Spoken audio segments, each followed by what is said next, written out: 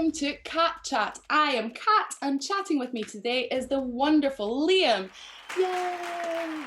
So, Liam has just graduated from the University of Cambridge, where he studied music at St Edmund's College.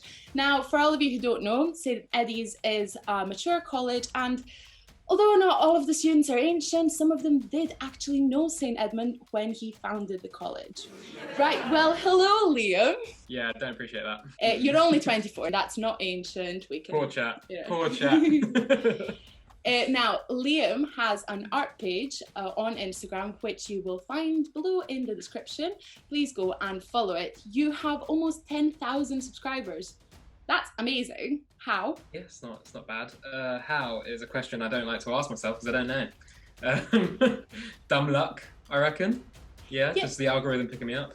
Yeah, but that happened all over the past year and a half. Like over lockdown, that's when you actually grew your following. So yeah, I guess it's like a bit before, then over into lockdown. But honestly, lockdown's just been a blur. Ever since then, I just can't keep track of things. So yeah, well, actually, I was going to comment on your background because I thought mine was going. No, so I thought mine was going to be a bit too much, but I feel like you're giving me a run for my money. I mean, I got a lot going on. Is that all your paintings behind you?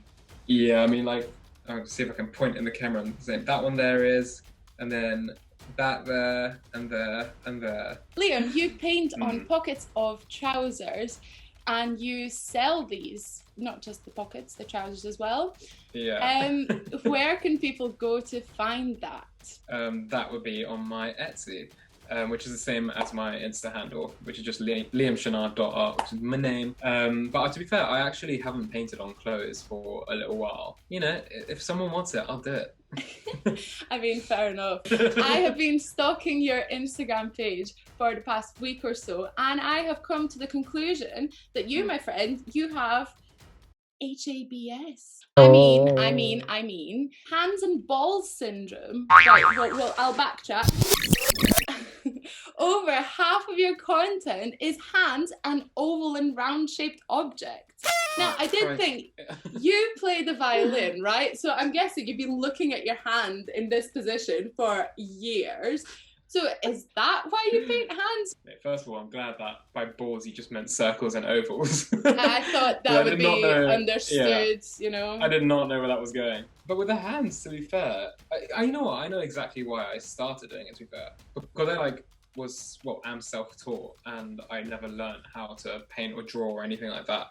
When I started gaining a bit more confidence and like pushing myself a bit, I got to a point where I was like, right, I want to start trying to draw hands, because like typically it's known that hands and well, I guess feet too, but I haven't really had the urge to do feet.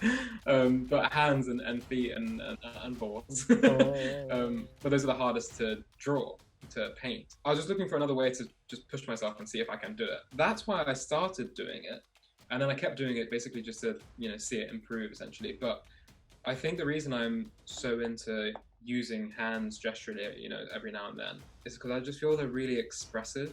No, I love that. I did make a joke at the start, but I'm obsessed with how you draw hands, and you always use the most vibrant colours to surround this black and white sort of drawing, like.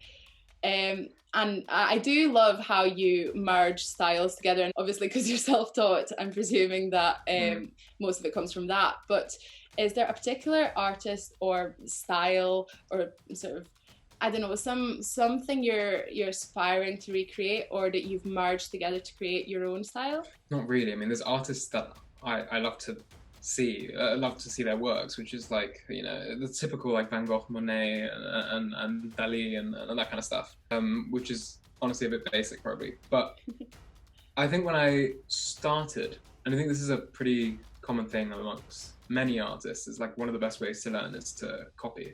Yeah.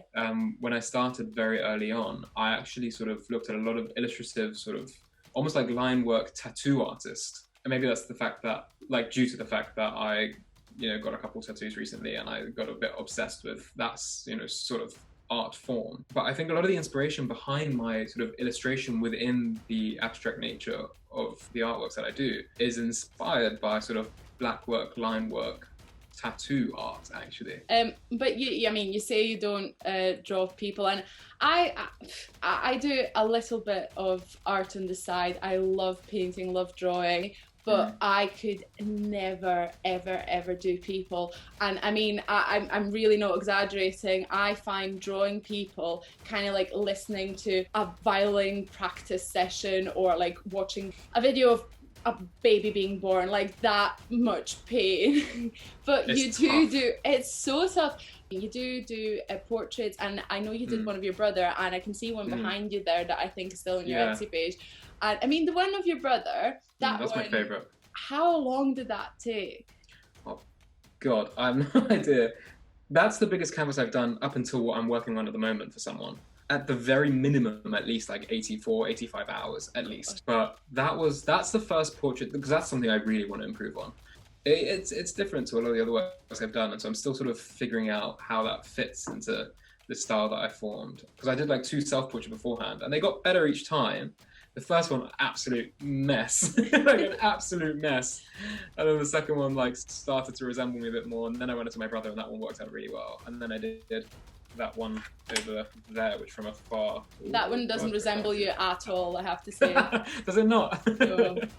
No, that's a cellist from Insta that I realised called Loife. But most of your connections now are on Insta, and I see you do collaborations with people. Are there any Insta pages that you're currently following and that you just sort of sometimes look at to draw inspiration from, or that you'd like to recommend for other people to go and check out?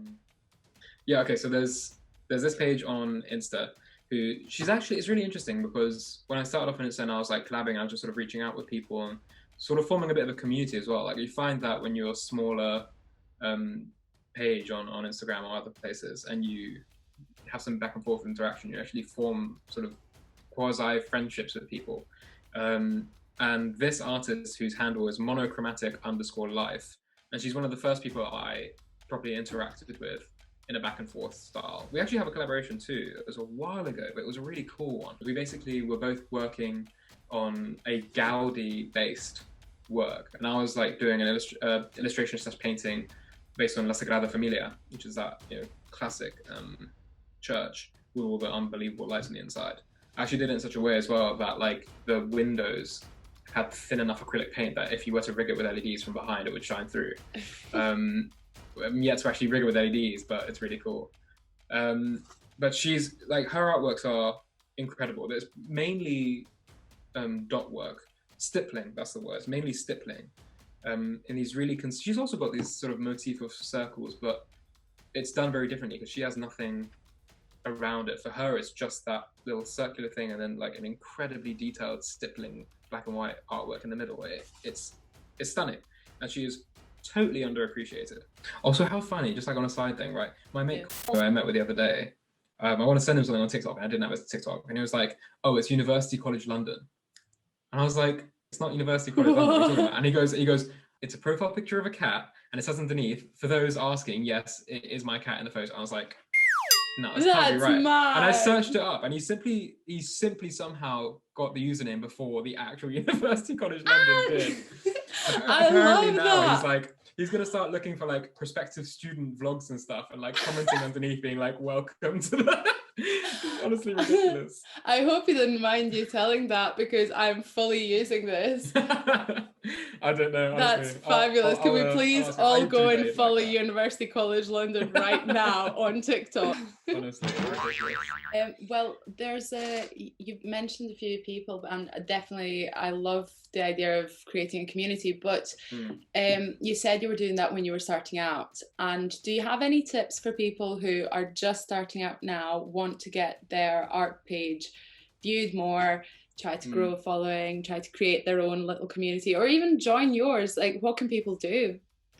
Well, I mean, just message me if you want to, join mine. Just chat with me. I'm a nice person. I'll chat back most of the time. I feel like you definitely are more likely, I think, to end up doing sort of collaborations that may help you in the future if you show genuine appreciation and understanding, and sort of, if you like someone's work, just tell them. And if you want to chat with them, try. And if they want to chat with you, great. And maybe you're able to then slip into a collab at some point. But like, don't force things, and just randomly find a page with like semi-amount decent traffic and just be like, look at my page now, you know? Yeah. It's a bit, you wouldn't do that in real life, you know? I mean, I don't know if I went to a concert, I'd definitely jump on stage and start singing on top of my lungs and try and get all of like the audience to Yeah, but you'd also get tackled by security. So there's a reason why it doesn't you win work. some, you lose some. Come on. No bad press. No press is bad press. No press is bad press. That's definitely not true. Please don't quote us on that. So, no, yeah, I totally agree. But I do love the fact that you've got a community that you've managed to grow, and hopefully it'll grow more. Now, just art-wise, what are some pieces you're looking forward to creating? Are you planning on doing any kind of, I don't know, professional training, completely abandoning that, doing anything at all? I don't think I'll ever do professional training. Fair enough, you don't need it. I think, it's not even that. I could definitely do with it at points, you know, there's certain things that it would be great to have training for. But for me, on a personal level, like, I got into this whole thing just as a way to sort of find an escape from issues. And again, I wasn't posting on Instagram to grow a following. That just sort of happened. Yeah. Luckily, I was just posting that to show whoever wanted to see, you know? And art remains pretty much the only thing in my life that I don't hold my own expectations for, if that makes sense, because I'm not trained. It's not like violin, which, you know, having done that since I was 7 and then being at Junior Royal Academy and then at Cambridge and all that stuff. Junior Royal Academy, Cambridge. Right, carry on. Yeah, just a wee flex, slip that in there. But that, like, with that kind of stuff, and the reason probably I don't enjoy it as much anymore, or do it as much anymore, is because there's so much expectation from myself, because I've been trained years and years and years in that. But with art, it's just like, if I mess up, I don't really know. Yeah. And I also don't really care if someone else thinks that I've messed up because I haven't trained. You know, so it remains this like free space for me. It's sort of just like a little bit of a playground in a way. But as for the rest of the future, I don't know. I mean, it's annoying, right? Because the peak at which my Instagram was growing and sort of getting noticed and getting into the Telegraph, which was really cool and all that, that happened at a point where I was painting and posting loads. Like, I was on a schedule of like new painting, new posts every 3 days. But I'd like to think at the very least, I'll just keep it going as a hobby and, you know, keep posting when I have something new and stuff like that. Because I was never in it to you know, make immense amounts of money or gain huge followings. So at the end of the day, if I end up working at a job which isn't painting, you know, then I'll just keep doing this on the side because it makes me happy. So I love that, and as it should. But I did want to ask, give us your top 5 songs that you listen to when painting. Jacob Collier, Feel from Jesse Volume 2, Feel, and also Sky Above. Those two are unreal. A Seat at the Table.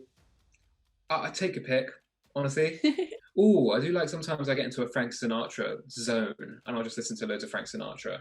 So yeah, those are my top ones. Okay, well, we've talked about your hand obsession quite a bit, and I feel like it's only, well, it is an obsession, Liam. I'm not saying seek help, but you know, I think it's time for what I like to call Liam Shinar. You ready? Do you see what I did there?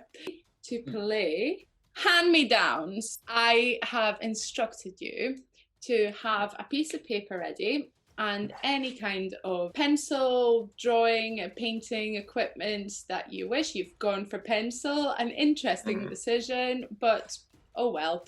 So I will start a timer. You will have... This isn't going to go well, though. This is what trained artists are good at. I have to take, like, proper time before I plan out an illustration. And, like, my sketches, I'm rubbing things out, doing it again until I get it right. This is going to go poorly. I can't wait to see what you produce, because you, my friend, will have 1 minute to create a piece of art, a painting, a drawing, anything you wish. One sheet of paper. One sheet of paper that will include as many of the objects that I will hand down to the camera in a minute. The more you get, well, nothing really happens, but you win if you get over 5. So do I aim for that. Do I get to tell you when to go to the next object? Or do I just have to try and remember them? They will be handed down to the camera and moved away. Oh man. Okay. All right. All right. Great. All right. Are you ready? As ready as I'll ever be. And go.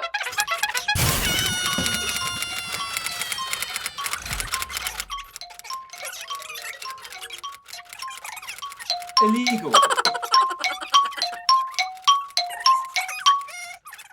You're evil. Right. Time is up. Now, first of all, how many items did you get? I've got exactly 5.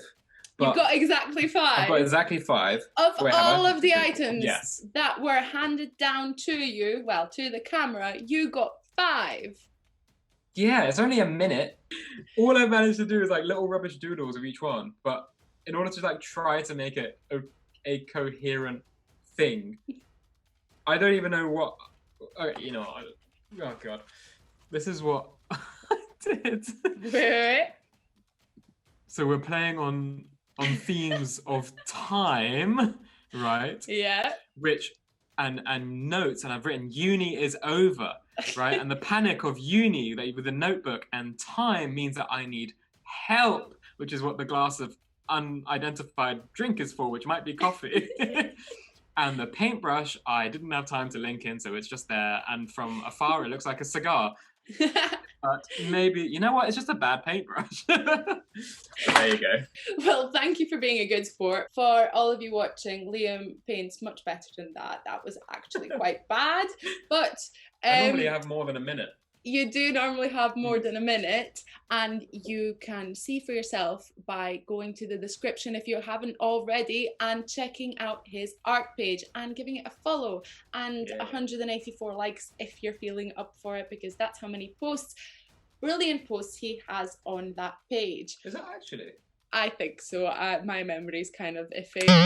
Thank you, Liam, so much for joining us. When I say us, I mean me. By mean, I mean Cat on Cat Chat. Yay! Wow, what a segue. Right. Thank you everybody for watching. Like, subscribe, do all of the stuff that YouTubers tell you to do. I'm not a YouTuber yet, so just do it anyway. Bye!